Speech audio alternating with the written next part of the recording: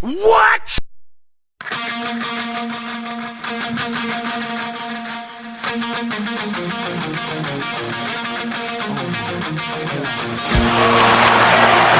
Brunette. Brunette's in. Andrew Brunette shot score. Andrew Brunette in sudden death overtime, and Minnesota is moving on. I won't need my high school diploma anymore. I am the smart. I am the smart. I am the smart. I am the smart. S-M-R-T. I mean S-M-A-R-T. Played here by Danny Heatley, and out they come 2-on-1. This is Niederreiter holding onto it, and he scores! Nino Niederreiter wins the series for the Minnesota Wild. Hi, welcome to the Giles and the Goalies podcast, where some of us are trying to comprehend when Real Madrid joined Major League Soccer. Be killing. Anyway, Absolute domination if they join Major League Soccer. they would be a powerhouse, to say the least. Anyway, we have a full crew again today. Record-breaking streak. Not like Devan Dubnyk, but we're getting there. Ben's here. 28 for podcasts. Hello. And Charlie's here. Hey, I think you should explain to the people what you mean by your Real Madrid factoid. Right. Well, I was brushing up on some MLS knowledge today at the big announcement that Minnesota United is going to be joining the MLS in 2018. And Carol Evan was kind enough to put a graphic on the TV for me to help me out since I'm still learning the whole soccer deal. And as they so kindly pointed out after the 20 teams and 2 conferences notes, that the most valuable team in the MLS was Real Madrid. Yep. Woo. Which even I know is wrong. Yeah, that's bad when I know that that's wrong, too. I mean, The worst part about it is the closest team they could have been thinking of is, of course, Real Salt Lake. Right. Which is, first of all, in Utah. Stupid name. Yes. Second of all, there is no way Real Salt Lake is the most valuable club in MLS. Yeah. So they aren't even. I mean, obviously, it's got to be the Galaxy. You would think it's got to be the Galaxy. You'd think so. What about maybe the Red Bulls? I don't think so. They're The Red sponsored, Bulls, so. especially now that they're not really even the toast of New York anymore. Oh. Now New York City FC is there. Ah. I would agree with the Galaxy, Yeah. mainly just because it was a big deal when David Beckham was there, which he's not anymore. Guys, he's trying to put a team in Miami. I saw that. That's interesting. It's not working. He lost out to here. Yeah. Yeah. Anything. I mean, Miami. Just is there a sports team doing well in Miami? Well, the thing about Miami and also Orlando, or not necessarily Orlando, but Florida in general, is that when MLS started, there were 2 teams in Florida. There was one in Miami, and there was one in Tampa Bay, and they both failed. Oh. Because it's Florida, and nobody cares about anything.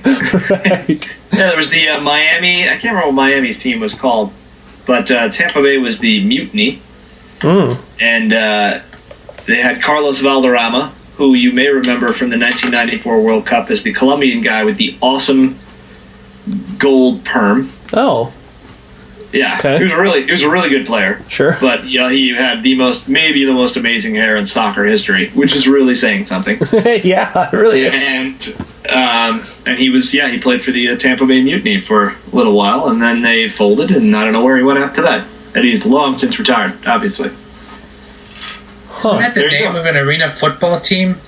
The Mutiny? Yeah, probably. XFL? It just... I think so. It feels like I've heard it before. It sounds like kind of especially in Tampa Bay, that's just like a Buccaneers knockoff, right?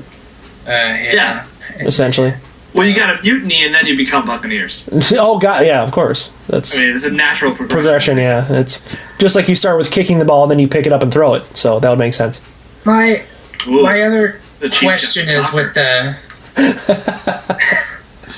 I didn't mean it like that, but now that you mention it. Our friends at Northern Pitch are not going to come on the podcast now. Well, yeah, I'm just a big dumb animal. Here's something I'd like to ask them if we ever do get them on the podcast is what drove the name Minnesota United? Because they're owned by United forever, and Minnesota is never united on anything.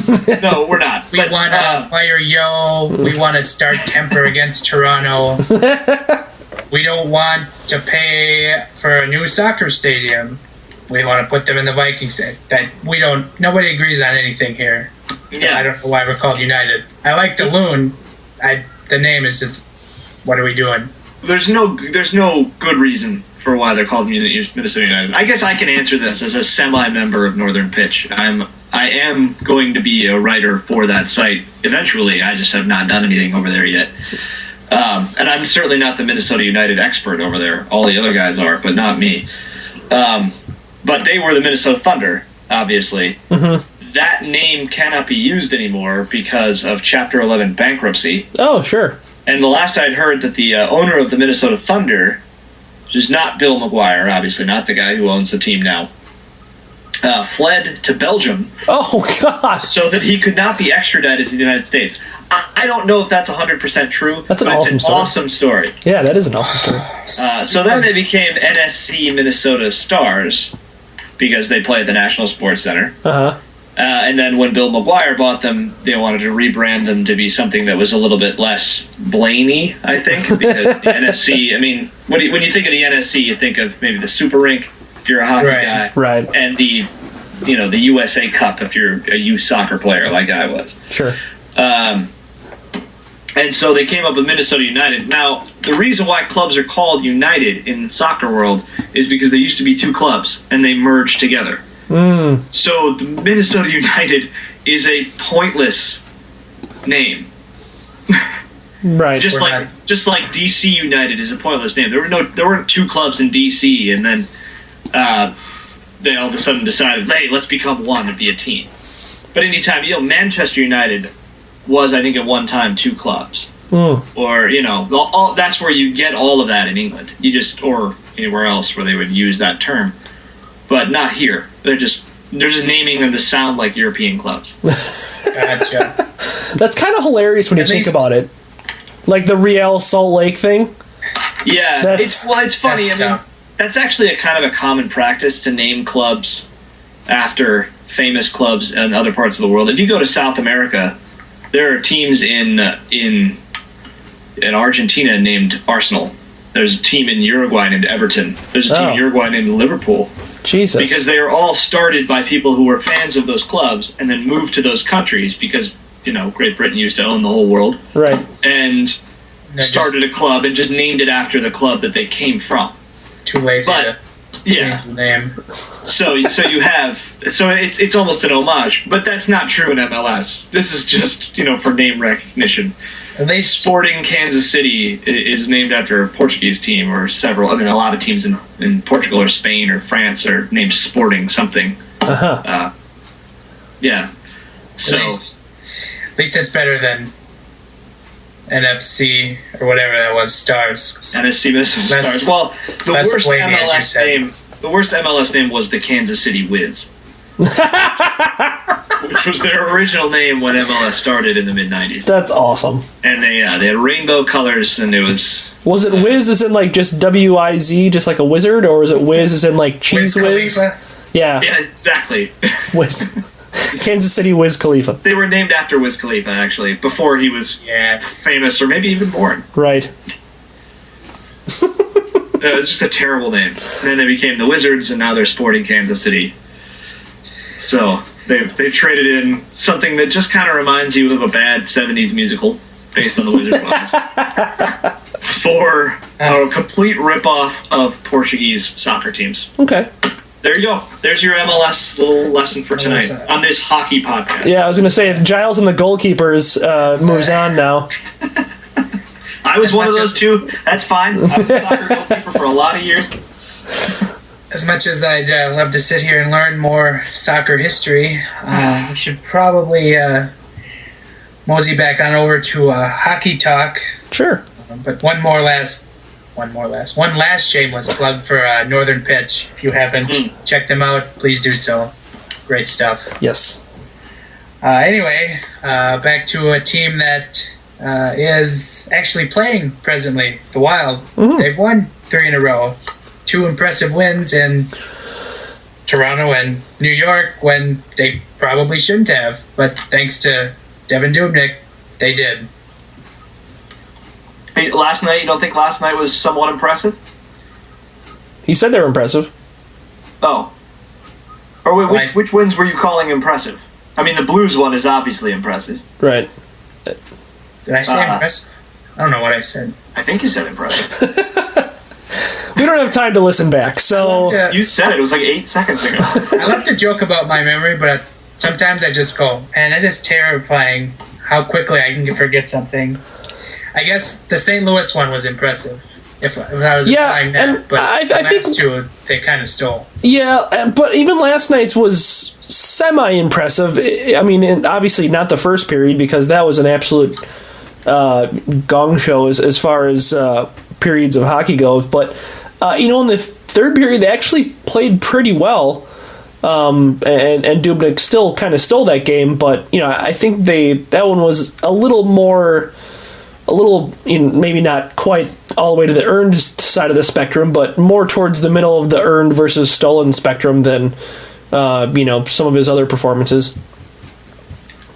Yeah, I think, what impressed me about last night is obviously we all want them to dominate every night, but right.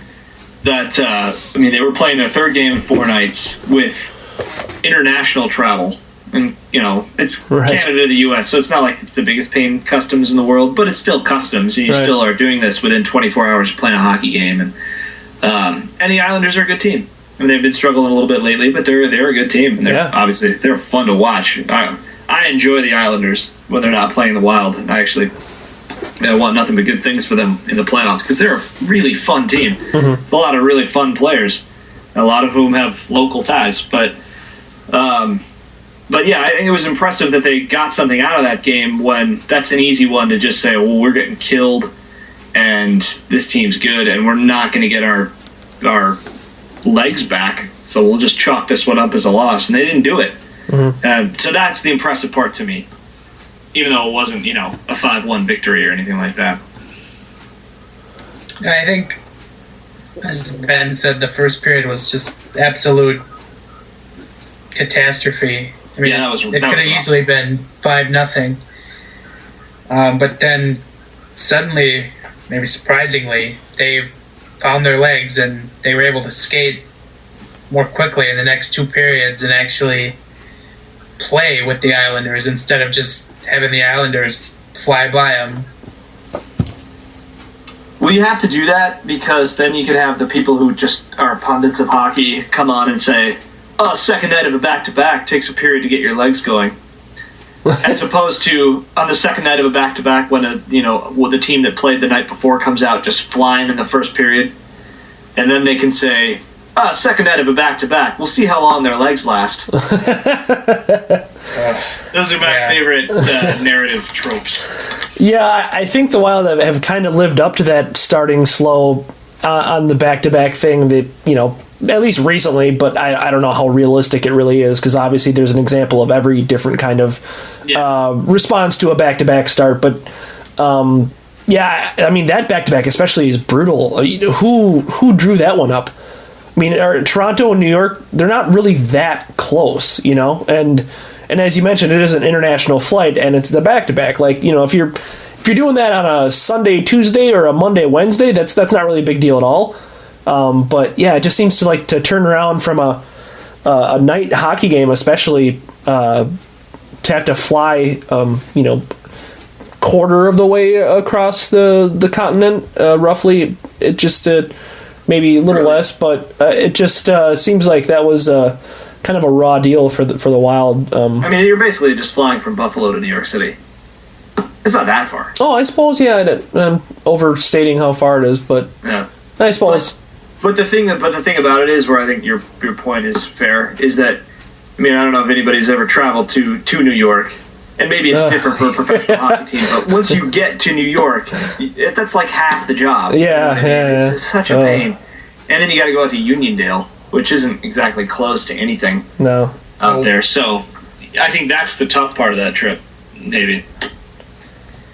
It is in the smack dab middle of nowhere. And surprisingly, Thomas Vanek said if they were staying there instead of moving to Brooklyn, he might have stayed there. Yeah, if they built a new arena there, he said. I'm not sure how much of that I can take for serious, or if he's just blowing smoke. I believe it. That Brooklyn is like Hipsterville, USA now. Right. You can imagine how hockey. I mean, it always kind of has been, I think, but you can imagine that a hockey player wouldn't necessarily, especially one that lives in Stillwater, wouldn't necessarily feel comfortable in like the organic vegetable garden capital of the world. I mean, Brooklyn is weird. It's weird. Well, did you hear the arrangements they're going to have for that team? Like, they're going to have a practice facility very close to where they are now on Long Island. And then the arena in Brooklyn is 35 to 40 minutes into town. And so each player is going to have a hotel room the night before a game, a home game. So you're going to be in a hotel room for every single game of the season. Oh, that's terrible. And obviously that's up to them, I guess. I guess if they, for whatever reason, got a house in between the practice facility in Brooklyn, maybe in, somewhere just outside of Queens or something. I don't know. But, I guess they could not opt to not have a hotel room before their game in Brooklyn. But, if obviously the team isn't forcing them to do that. But if that's the situation, they brought up that Florida did that a while back, but before their arena situation got resolved. But it just seems like a really weird deal to put your players through just so you can play a game inside New York City. It's just like to have the practice facility still essentially on Long Island, and then give them a hotel the night before each home game is. Yeah, it doesn't sound very ideal. Plus, it's a basketball arena. I mean, they're going to be second-class citizens in their own arena. It'd be like the Twins playing at the Metrodome. Yeah, exactly. And they said there's going to be some obstructed views because of that. So it's just that's some of them are just super terrible. Yeah. I don't know. Well, Brooklyn's cool, guys. Brooklyn's really cool. I can't wait to see their Brooklyn Nets themed jersey next year. Is it all black and white? Yeah, essentially. Is it going to look like the Kings Stadium Series jerseys from months ago? With white breezers? Yeah, the diaper breezers. Oh, gross. I didn't even think of that. The whole deal of the Islanders moving to Brooklyn is they're now finally renovating Nassau Coliseum. And the even better part of it is, if you look at the renderings of what they want to make it looks just like a carbon copy of Barclays Center. Yeah. Well, that's awesome. And it only took the Islanders moving away and signing a 25-year lease to do that. It's like the Seinfeld episode. The whole thing is them waiting for a reservation, and then they leave at the end, and then they call the reservation like 20 seconds later. Yeah, pretty much. Exactly. Oh, guys, we were just going to fix it now. You're leaving. Oh, darn. Yeah. Well, what are they even going to do with Nassau then? I mean, I suppose they host other events, obviously, but it's just like... Kick-ass roller derby, man. Yeah, like world's toughest rodeo coming to the renovated Nassau Center.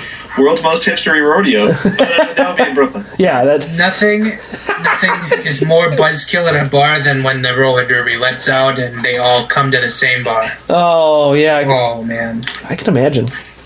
Now imagine that. Now imagine that in Brooklyn. Yeah. Yeah, I can only imagine. But so I had a funny thought. Imagine the rodeo at the Barclays Center. That. Some interesting one-night stands coming out of that. So many plaid shirts. Just. Yeah, but different kinds. Two different reasons. Yeah. Some are dusty, some aren't. Yeah. The ones that aren't, those are the guys that were in the rodeo. Yeah. Because they showered after they were done. Yeah, exactly. Oh, man. Tremendous. Boy, that escalated quickly. It did. That got out of hand. Listen, I live in a pretty hipstery area of Minneapolis, so So you do it's not Brooklyn by any means, but it's annoying. Yeah, I could see that. Yeah. We get it. You're wearing free-range pants. Nobody cares. Free range. Oh, boy. I guess I can maybe move on to the next Sure. weird topic and see where this takes us. On that note. I guess something I kind of fired out on Twitter a little bit ago was Devan Dubnyk's odds of winning the Vezina, probably not too good. Slimming on. Carey Price leads the NHL in Everything. most major goaltender statistics. Mm-hmm. And all of them, actually. All 4 of them. Mm-hmm. yeah. And Well, he's tied with Fleury with shutouts. Sorry. But the local media or columnists kind of have started saying he should be a lock to win, but in reality, he's not going to. Yeah. What are your thoughts? Yeah, I've seen some stuff from local writers where it's like he should, be a Vezina candidate at least, and he should be a Hart candidate at least. And it's just like, that's nice, and obviously nobody knows better than we do how much he has positively affected this team. I mean, there's certainly great arguments to be made for him, but these aren't half-season awards. And I think that's the distinction that you have to make, because up until January 14th, he was with the Arizona Glendale Phoenix Coyotes. So that's not really earning him any stripes. That's just not doing him any good in any voter's mind, and nor should it. He's had an absolutely amazing run with the Wild, and it's his numbers since then are otherworldly, to the point where nobody expects them to continue. But you can't give away awards based on one half of the season. Like, it has to, his total body of work has to add up and exceed that of any other goalie in the league. And it doesn't add up and exceed what Price is doing right now. It's just as simple as that. I mean, if we were giving away awards for, sporadic, specific periods of time play, Andrew Hammond would be the Vezina winner right now. It's you can't do that. You can't pick and choose your sample size when the award is meant to award the best goalie of the entire season. Well, they did that. That's what Player of the Month awards are for. Exactly. And he's won that. Yeah. Or 3 stars a month, whatever. Yeah. But I agree. I think he is a finalist. Absolutely. Because in the amount of, he's caught up so much in the amount of time. I mean, he's second in goals against average. He's second in save percentage. He's 6th in the league in wins, which people who vote for these things actually care about that, even if, people who don't like the idea that that's a category. Right. But he's also tied for 4th in the league in shutouts. So, I mean, he's up there in all the categories, even though he's only played the half season. But I agree with Ben, because he's not going to win, because what Devan Dubnyk has been doing since January, Carey Price has been doing since October. Right. I mean, without Carey Price, the Canadians aren't good at all. No. They don't score goals. Nope. But they don't give up anything, because he's awesome. So, he's got it locked up. But if Dubnyk gets nominated, which I think he should, I know it's the moral victory thing, but that's as good as winning in my eyes for what he's meant to the team. Mm-hmm. Right. I wrote a thing a few weeks back saying he's probably not going to get nominated even, which is probably false now. Yeah, I'm guessing 3 weeks ago I would have agreed with you. All right, and I'm guessing at this point, if he continues play like this, he'll be the 3rd nominee to Price and Pecorine, but there's no chance he's going to win. Yeah. Well, of the goalies that I talked about, of the stats that I talked about, he and Price, I think, are the only 2 that are in the top 6 of all 4 categories. Right. You're right. Let me see. I'm looking at the stats right now, and I'm just okay. Rene's not up there in amazingly not in shutouts. He's in the other 3 in the top 4 or 5, but like Braden Holtby not in the top 8 in save percentage.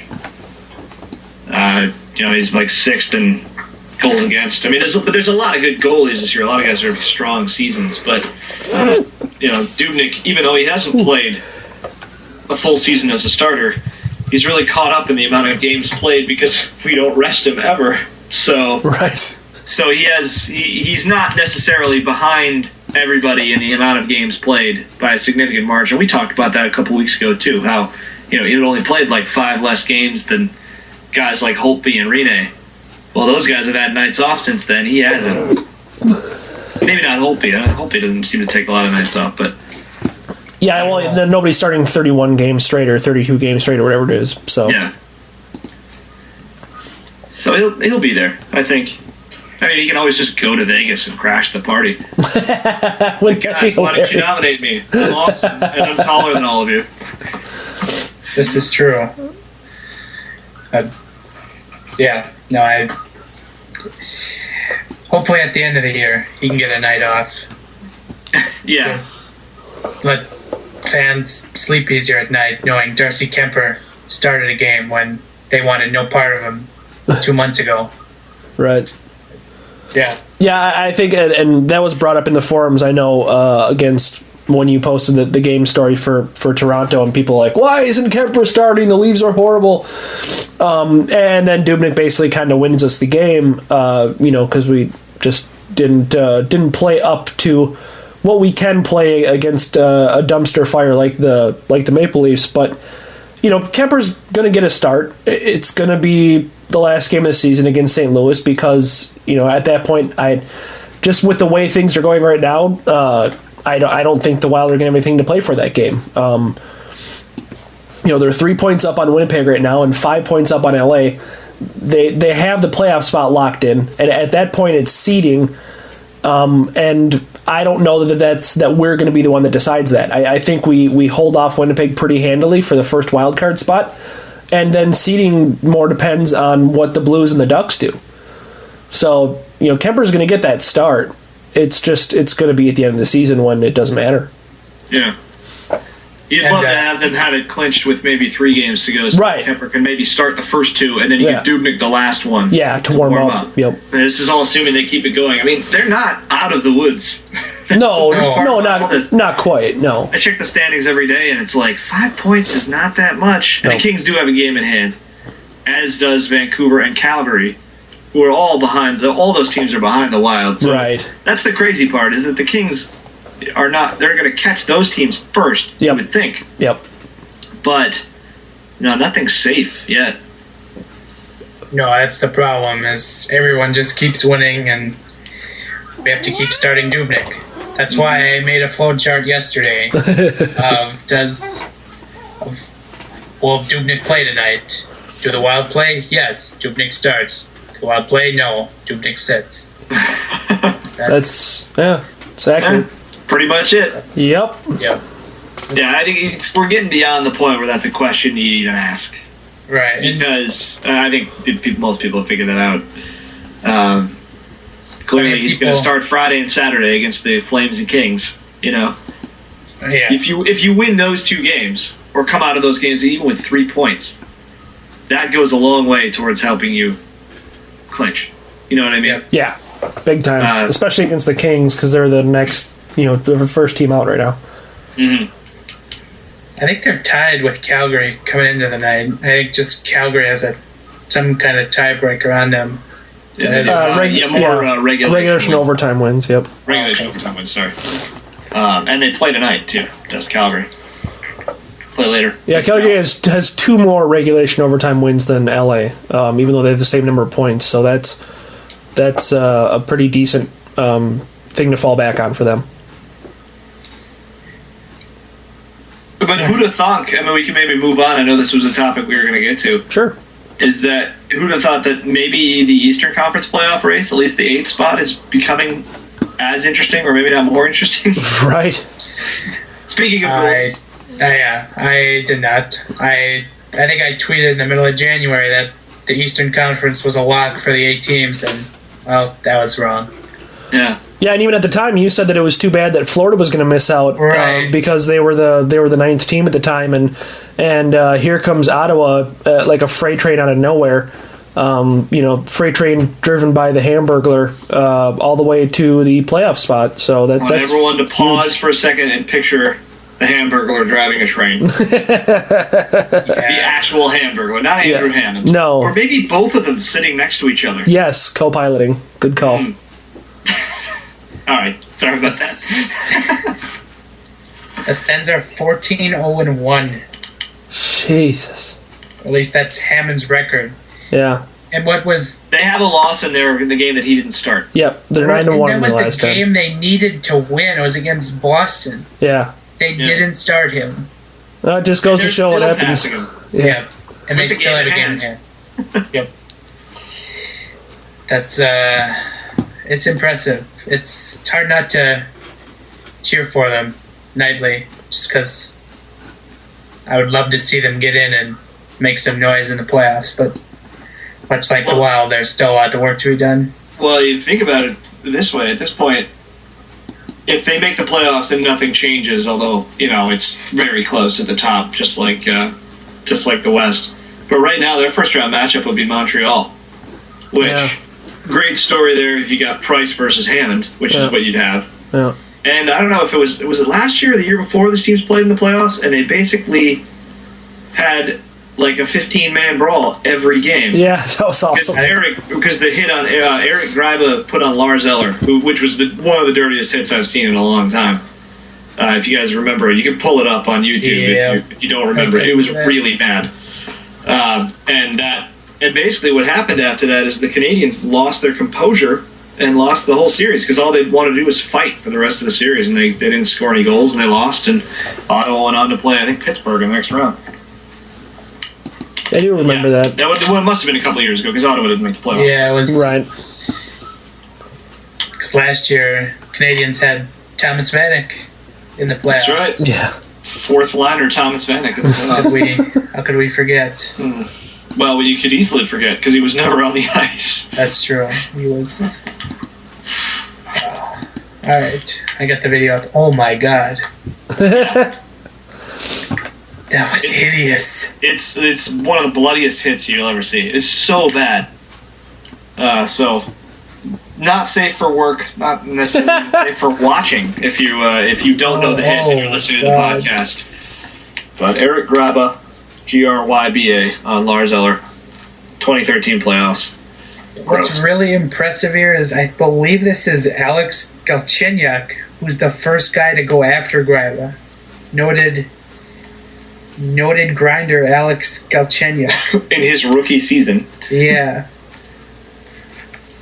Wow. Yeah. That was bad. But so, that's a first-round playoff matchup as of today.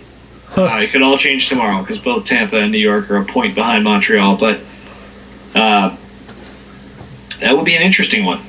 I'd pick Ottawa. Would you? I would.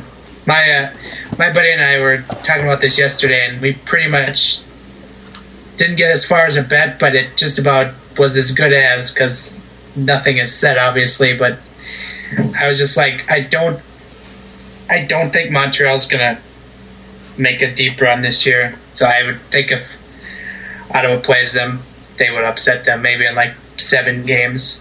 But yeah, for as good as he is in the regular season, Carey Price hasn't really earned any kind of reputation as a playoff performer. He's I don't know if I want to go as far as say he's the anti-Jonathan Quick, but he certainly doesn't have that aura about him where he's really locked down during the regular season like he has been for quite a while, to the point where that's a certainty in the playoffs. Because as you said, Montreal hasn't they've made a little bit of a run here and there, but they haven't really they haven't really leaned on him a ton. Yeah. Other last year maybe a little bit, but well, last year he got hurt. Remember, and right? He had to go to Dustin Tokarski. Right. But he's really only had 1 year. I mean, it's such small sample sizes, but he's really only had 1 year, 2010-11, where he played amazingly, and they still lost the series. Right. I didn't think he was doing terrible last year. No, he wasn't. He was doing just fine, but then he got hurt. And I don't know how much I buy the playoff rep stuff. You know what I mean? Just because it's so, maybe with goalies a little bit, but it's just a guy has a bad week. If that guy has a bad week during the regular season, it's just a little mini slump. He's not scoring. But during the playoffs, you you got to produce, or your legend is that you're a bad player, or you're a bad playoff player. But it's also like the worst conditions to produce. Yeah. Because you always get the worst possible matchup. That's what makes the playoffs so much fun, is because it's, all the really good players canceling each other out. Which fourth liner is going to step up and score 5 goals? Yeah. And lead you to the Stanley Cup. Alec Martinez scored the game winner in 2 consecutive series, including the Stanley Cup Finals last year. I guarantee you, no one had heard of Alec Martinez before the Western Conference Finals. No. But he was a maybe second line defenseman. Yeah. Maybe. Yep. So the whole playoff performer stuff, I think, is a little bit overblown. But you don't think John Quick is the greatest goaltender who ever lived? In the playoffs? Well, I'm just saying in general, just because... no, I don't. He's won 2 Stanley Cups, so apparently he's the greatest to ever lived. Well, Ken Dryden's got 6, so, Yeah, that helps. But he got a law degree in the middle of that. So. That's perhaps the most impressive part of all. Deal with it, yeah. Attaboy, Ken. That's got to be difficult, getting a law degree. Why you actually had to stop playing. In Canada, you actually have to stop. He had to stop playing for a year. He had to move to Ottawa and go to law school, get his degree, and then come back. And then he came back and won 2 more Stanley Cups. Like a boss. Right. So yeah, how do you top that? I have a little bit of a man crush on Ken Dryden. I'll just admit that right now. It's understandable. I wear his number. His book is awesome. That's all I got. Okay. I haven't read his book. It's really good. It's it makes you look at athletes completely differently. Plus, it's all about playing on the late 70s Canadians, which includes basically everybody who built the Wild. Doug Riseborough and Mario Tremblay and Jacques Lemaire are all characters in the book. They're all central figures. So, hey, speaking of Mario Tremblay, he was in the news recently. Yes, he was. He was what was it? He was pulled over for a DUI or DWI, or he was drunk. Yeah, I get the 2 confused. He was. Is there a difference? Yeah, one was I don't drugs remember and what it one is, is alcohol. Oh. No, you can get a DUI for alcohol too. Oh, okay. Well, anyway, Mario Tremblay was pulled over, and then he just went on this big drunken rant with the police officer about PK Subban. Oh. Or was it somebody else? What? No, it was him. Yeah, it was PK Subban. Okay. Saying he was selfish and all this kind of stuff. Yeah. That just comes up in conversation when you're getting pulled over for a DUI? Well, you get in the traffic ticket and you're always complaining about Jordan Leopold. Here, this is what comes up naturally in conversation. Right. The officer tried to arrest Tremblay, and he refused to take a breathalyzer test. And then went on to say the officer was like Subban, making poor decisions and being petty. Wow. That's just throwing it right out there. Good Lord.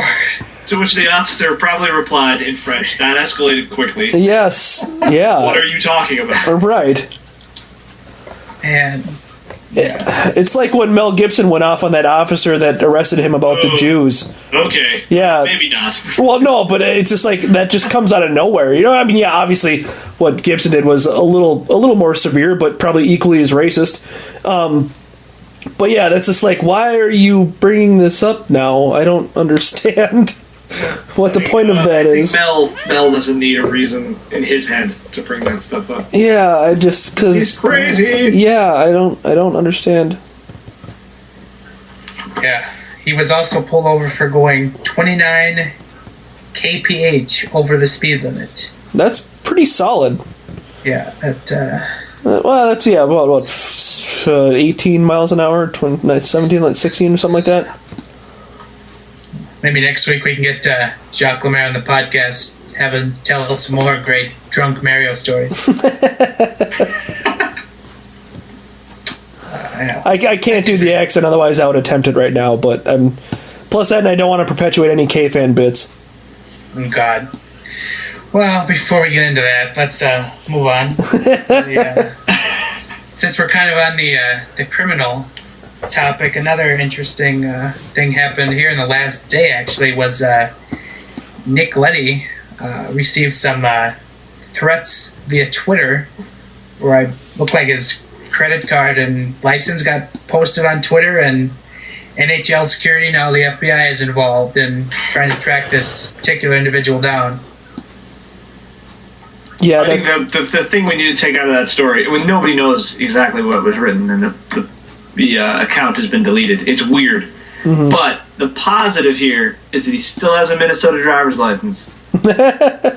So there's hope, guys. Yeah, then in what, one of us. 7 years or whatever his contract was. We gotta hold out 8 years. Yeah. He clearly wants to come home. He's got kids. Yeah. Teach those kids how to write some adorable letters. Clearly, I think he has kids because it did mention his family. He's young, but he might. Is his son named Nick and his daughter's name is Nikki? Nikki, yeah. Yeah. Yeah. Makes sense. Yeah, there's another just one named Nicholas. Yeah. With a C.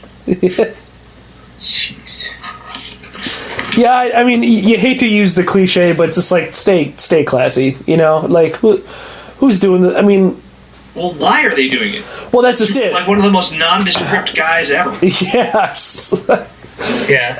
And I don't know. It's just, what are you mad at him for not trading himself to the Wild? Like, what are you thinking? Well, no, I don't know if it's anybody around here, because it was somebody who was targeting Islanders players. Oh. Because one of the other stories I read was that they had sent maybe this does come out of Minnesota, considering the player I'm talking about. They had also threatened Matt Martin's girlfriend via Twitter also. I can see that coming out of Minnesota too, but they could. Yeah, yeah, I don't know. I assume because of the license. Minnesotan doing this. I think it's just somebody who is a crazy Long Island douchebag. Yeah. Yeah, that's bizarre. I mean, what are you looking to get out of that? Obviously they're nuts, so they don't have any kind of logic really working for them. But I'm always fascinated by that kind of stuff. Why people do that kind of really outlandish and just bat-esque crazy stuff on Twitter, because I mean, I've gotten in my fair share of trouble on Twitter, but it's usually just because I'm trolling a local celebrity or something like that, or I'm going way too overboard with expressing my displeasure with another local celebrity or something along those lines. But I've never gone so far as to anything bordering on identity theft or anything like that on Twitter. Or violent threats. Yeah, it just doesn't seem like the right venue for it, Like, you kind of want that stuff to be a little more personal, so I don't know. It seems like it's a little too easy to get caught doing that. It's like Ben's how-to guide. Yeah. You don't want to do it on Twitter. Yeah, you cut some letters out of some magazines, you take it onto a piece of paper, and you mail it to their house. Exactly. Way. I know. I mean, that's such a lost art. I feel like the decline of the magazine industry probably has a lot to do with that. Appreciate it. Yeah, I mean, anything they can do to get somebody to buy a magazine nowadays. Right. And if you were going to send threatening magazine letters. Mm-hmm. What's your magazine of choice, guys? Probably whatever is just delivered to my house without my consent. Gotcha. Because there's plenty of that. So USA Hockey?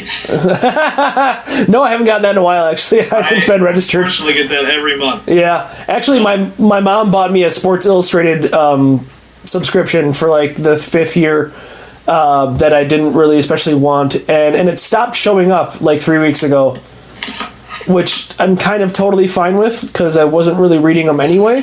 Well, they knew you were going to send some threats, that's why. Yeah, they just kind of wanted to nip that in the bud, I guess. I think I have some old ESPN magazine laying around here somewhere I can cut out. Those letters are very big and very colorful. Obviously, I stopped paying for that product because, I just despise ESPN, so... Yep. You're going to have to butcher some article about Cordell Stewart? Guys, you can do everything. Slash!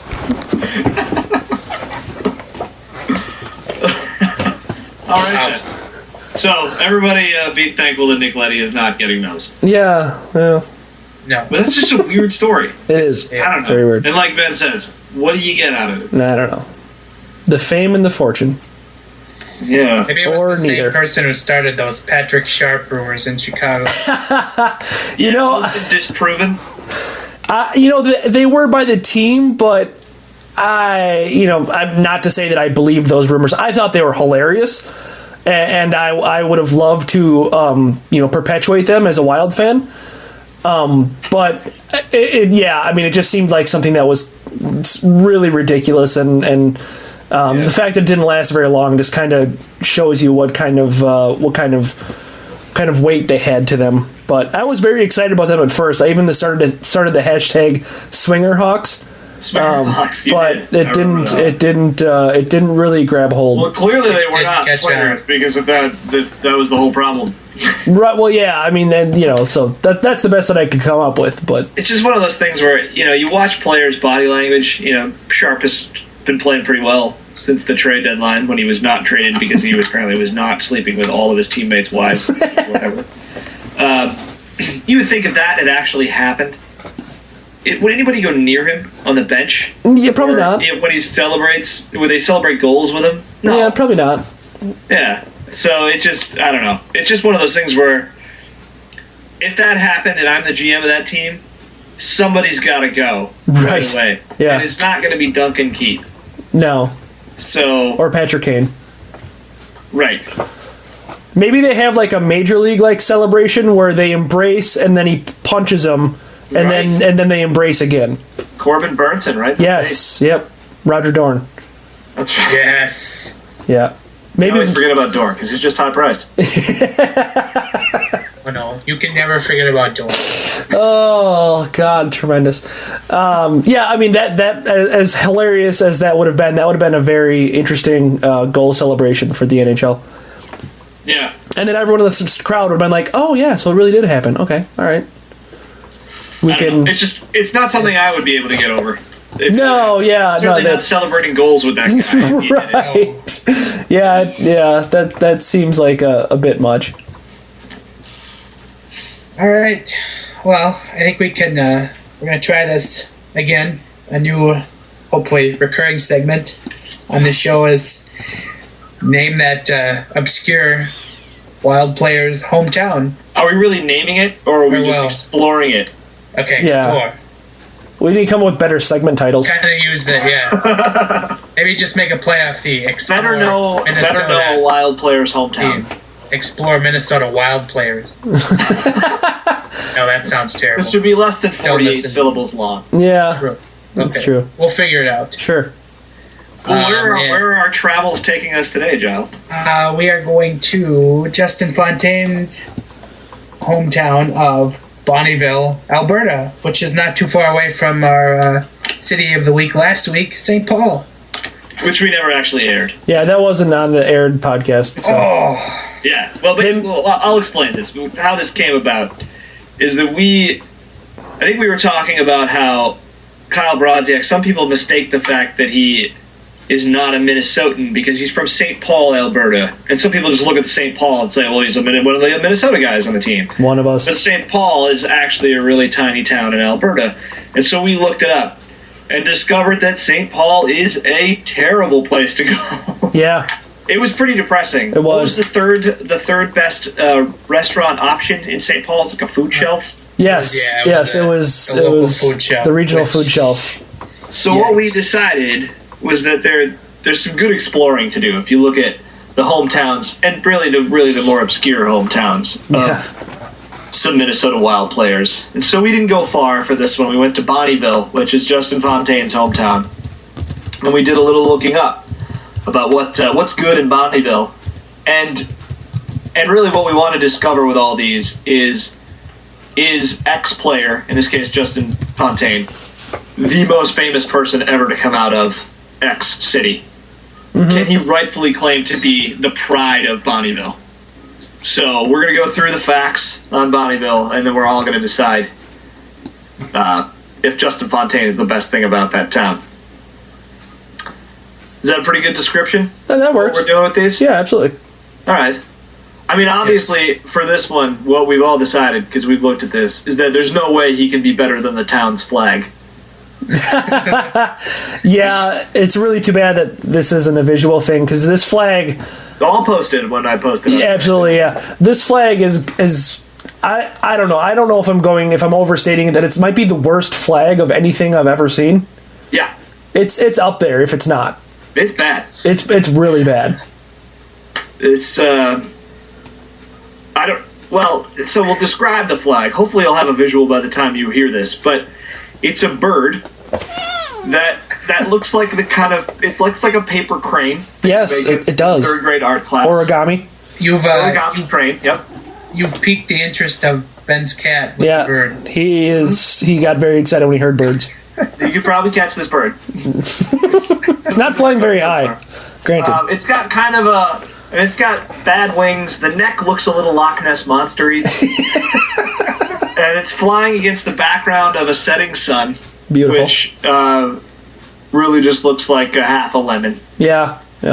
Pasted on a weird-looking sky. It's not quite sky blue. No, it's a little dark. Yeah.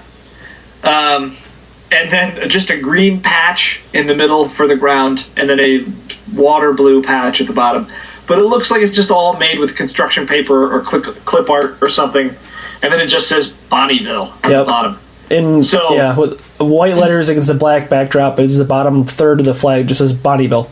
What I really think we need to get the Wild fan base to do is try to design a better flag for Bonnyville. And what we need to do is, I was poking around on YouTube earlier, and I was watching some highlights of last year's playoff series. Just the playoff run the Wild had. And I noticed that Justin Fontaine had a pretty good playoff beard going. Oh, yeah? He did. So I think if you just replace the bird with Justin Fontaine's face with a playoff beard... Yeah, it's not bad. Instantly better flag. That's just step one. Maybe I've looked this up as we're kind of going along here. Maybe incorporate the town motto in the flag somewhere, whereas it reads, "It's multinatural." I just saw that. What does that even mean? It's, I don't know. I mean, by definition, if something's natural, could it be multinatural? You come from more than one nature? But when I think it's a play on multinational, yeah? Well, yeah, but even that doesn't make sense because it's not like they're on a border or anything. Well, they are. They're on the border of Saskatchewan. No, well, yeah, I suppose. Pretty close, anyway. Yeah, close enough. It feels like they were trying to go with multinational or multicultural, and they just couldn't decide, so they met in the middle with multinatural and said, "This sounds good." Yeah, it's like they're trying to sound like yeah, we're diverse, but we're also in the middle of nowhere. We have to remember with the flag, they clearly did not spend a lot of time on these things. I'm surprised that's not pasted on the flag somewhere. I also want you to know that Bonnyville is a population of 5,832, living in 2,394 dwellings. Oh. That's a very specific, non-specific term. They're not saying houses. Yeah. I don't know how many of these are lean-tos or mud huts. I mean, it's probably just houses and apartments. Whatever. Right. But, there's got to be some guy out there living in like a shack made out of hockey sticks. Yeah. Somewhere. It's interesting. Just in Canada. Well, here's why there's a bird, apparently, in the state flag. I mean, I'm reading this off of Wikipedia, so take this with if it's anything other than that's what the third grader cut out, I don't think it's true reason. All right. Well, apparently, this reads Bonnyville is located on the north shore of Jesse Lake. The lake is an important staging area for thousands of migrating birds and therefore attracts bird watchers. Oh, God, that just made it worse.